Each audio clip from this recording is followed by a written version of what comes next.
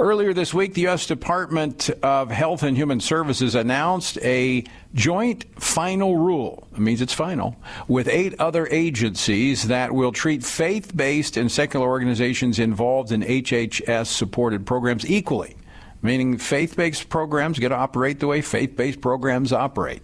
The biggest victory in this rule is that faith-based organizations do not lose their legal protections and rights as a religious organization just because they participate in federal programs and activities. At the end of the day, that's what makes these organizations effective. It's their faith. Joining me now to get the details of this joint final rule is the Secretary of Health and Human Services, Alex Azar. Secretary, welcome back to the program. Tony, it's great to be with you. Thank you for having me. Well, I have to say that this administration has never stopped defending life, the sanctity of human life, rights of conscience, and religious freedom. Here we are, final period of this administration, and still working to solidify the protections for religious freedom. Well, we are continuing in our fight to protect life from the moment of conception through natural death. We, in fact, just came from an important event the Vice President hosted with members across the faith-based community and the pro-life community, thanking them and you for your support really throughout this whole first term, because it's only been with your backing that we've been able to make so many critical advances in the cause of life as well as to protect religious liberty. So, Secretary Azar, explain to our listeners why this rule, coming from, I think, a total of 9 agencies, is so significant. Well, it's really important because what had happened was the previous administration had really put a scarlet letter on any faith-based provider and said, if you're a faith-based grantee, a faith-based provider, you actually have to announce that to any beneficiaries, and you have to point them to non-faith-based providers of services. And that's just, we found that to be an intolerable burden and discrimination against faith-based providers in our system. And so across these many agencies, we put out a joint rule making it clear that faith-based organizations are able to participate in our programs on an equal footing without regard to the exercise of their religious freedom and conscience rights. So a very important leveling of the playing field that was long overdue.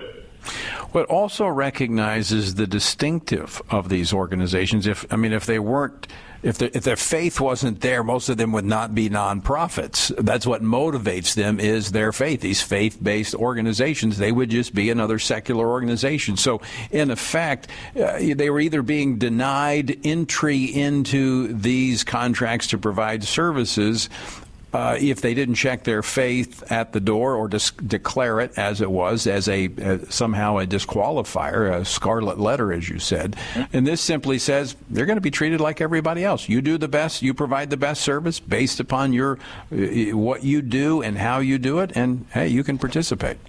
That's right, because for precisely the reasons you say, what makes these providers work is their sense of mission and commitment, and that mission is based in a faith belief. And we cannot and should not remove what makes these organizations unique, what makes them able to deliver high-quality services, and try to purge that from them as the condition of participating in these federal programs to deliver services on our behalf. So, really important.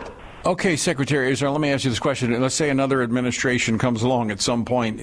Will it be difficult for a not-so-friendly faith-based administration to undo this?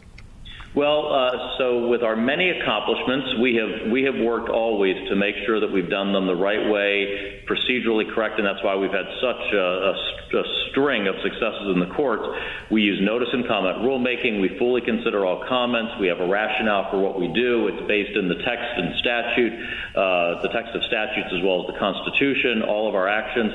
And so if there were a different administration coming along, they would have to follow a process of equal dignity and, frankly, take the same amount of time. A lot of these take a great deal of time to go through, but they'd have to be able to articulate rationales for why an agency was completely reversing a position, and a court would scrutinize that quite carefully as to, what would be the rational basis for that type of a shift in position. So we've tried to make these as enduring and as difficult to modify as possible.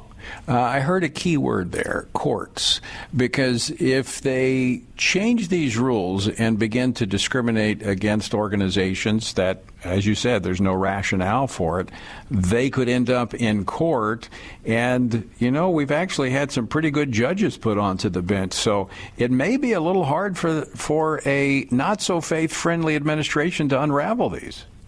That's right. I don't think it's simply stroke of the pen. It'll really require a great deal of work because our team has put that work in. We've thought carefully about these matters. We've considered all comments thoroughly. We've explained our consideration of them.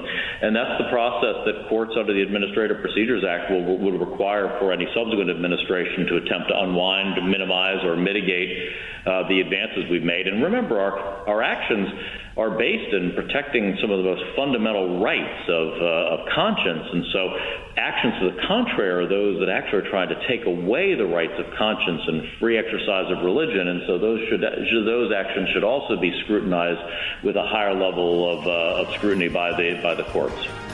Well, Mr. Secretary, I want to say thank you for joining us today, but also for an outstanding track record of defending religious freedom, the rights of conscience, and the sanctity of human life. You've done an outstanding job as Secretary, and I just want to thank you on behalf of all of our listeners.